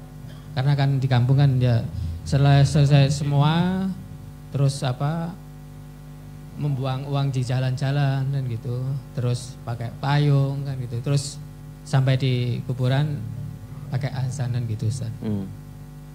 Jadi seperti saya ini untuk apa, karena kan akan pasti terjadi perselisihan di antara keluarga kan gitu, karena perbedaan ini.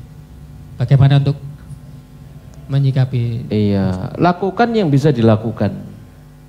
Itu intinya begitu saja. Lakukan yang bisa dilakukan. Lakukan yang bisa dilakukan. Ya, dan sesuatu yang apa namanya kita tidak sependapat, minta kerabat saudara lain yang melakukannya. Nggak usah, itu bukan waktunya apa? Petentengan. Bukan waktunya petentengan, bukan waktunya apa gontok Anda. Ngalah saja. Ya, enggak, bukan waktunya. Jamaah sekalian rahimahullah. Ya, karena madorotnya lebih besar daripada maslahatnya, gitu ya. Lakukan yang bisa dilakukan. Kemudian adapun perkara-perkara lain yang kita sudah paham ini tidak sesuai dengan syariat, misalkan tidak sesuai dengan sunnah Nabi, maka persilakan kerabat yang lain yang melakukannya. Paham ya? Nah, begitu diantaranya. Tidak usah pakai mengingkari, gak usah, jangan. Itu mesti wong akeh kan. Tidak perlu sudah begitu ya. Jadi misalkan apa jenenge menurunkan jenazah, bagian dia turunkan jenazah, kemudian tatkala apa disuruh mengadzani sementara kita tidak sependapat dengan hal itu, tidak usah apa nih muring-muring mau perlu gitu, dek monggo dek, gitu aja, tidak usah apa kaku, tidak usah kaku, dek monggo dek sampai dek. Begitu jalannya. Kan masih ada keluarga yang lain toh ya. Maka silakan, monggo. Aku hatiku gak kuat. Masih ada cara lah begitu ya. Jadi lakukan apa yang bisa dilakukan. Ya, jadi tidak perlu napa jenenge kaku. Lakukan apa yang bisa dilakukan. Yang kita tidak sependapat dengannya, persilakan yang lain malah melakukannya. Begitu. Tidak perlu napa kekeh, kaku, kenceng seperti itu, enggak. Karena kita berhadapan dengan kerabat yang banyak, keluarga besar, kemudian masyarakat dan seterusnya. Paham ya? Begitu. Kecuali kalau kemudian semuanya paham, bahkan seluruh kerabat itu paham, enggak apa-apa. Ya tidak ada masalah. Ya ibu saya rahimahullah wafat di rumah saya. Ya sesuai dengan apa namanya tata cara sunnah, dan tidak ada seorang pun di antara masyarakat yang protes, tidak ada seorang pun di antara keluarga besar yang protes, diem semuanya kan? Karena wafat di rumah saya, kan, ya terserah saya, kan begitu ya. Adapun kemudian ada di antara kerabat yang kemudian mengadakan acara tertentu, saya persilakan, saya nggak pernah melarang, gitu ya. Ya, saya juga mengirimkan uang untuk ke sana, ya. Tatkala bapak wafat di rumahnya adik, ya saya persilahkan, nggak usah medenteng, wah gini. Saya persilahkan. Ya, mereka yang memandikan, bahkan menguburkan ke jenazah, turun adik sampai adik muduno adik. Seperti itu, nggak usah mendendengan, itu bukan waktunya. Itu bukan waktunya. Dan tidak ada maslahatnya sedikit pun, tidak ada maslahatnya. Karena seorang hikmah, orang hakim itu menimbang antara maslahat dan mudarat. Ada maslahat dan mudarat, maka lebih mementingkan menolak mudarat daripada mendatangkan maslahat. Ada mudarat yang lebih besar dan ada mudarat lebih kecil, maka akan memilih melakukan yang mudarat lebih kecil dalam rangka untuk menolak mudarat yang lebih besar. Nah itu kan kembali kepada lingkungan masing-masing. Silakan antum perhatikan lingkungannya, masyarakatnya seperti apa dan lain sebagainya. Paham insyaallah ya. Jadi ad-dinu yusrun, agama ini mudah. Agama ini mudah. Jangan mempersulit diri, jangan memperkeras diri. Nanti awake dhewe sing loro kabeh. Paham ya? Begitu caranya. Nah. Cukup ya? Cukup ya? Baik, demikian dan mas sekalian rahimani rahimakumullah, apa yang bisa kita bahas semoga bermanfaat. Pekan depan kita lanjutkan dengan mengkafani jenazah. Kita akhiri wassallallahu nabiyana Muhammadin wa ala alihi washabbihi ajma'in. Subhanakallahumma bihamdik asyhadu an la ilaha illa anta astaghfiruka wa atubu ilaik. Wassalamualaikum warahmatullahi wabarakatuh. Donasi dakwah Malang Mengaji. Ayo ambil bagian untuk dakwah melalui rekening berikut ini bersama umat berbagi manfaat.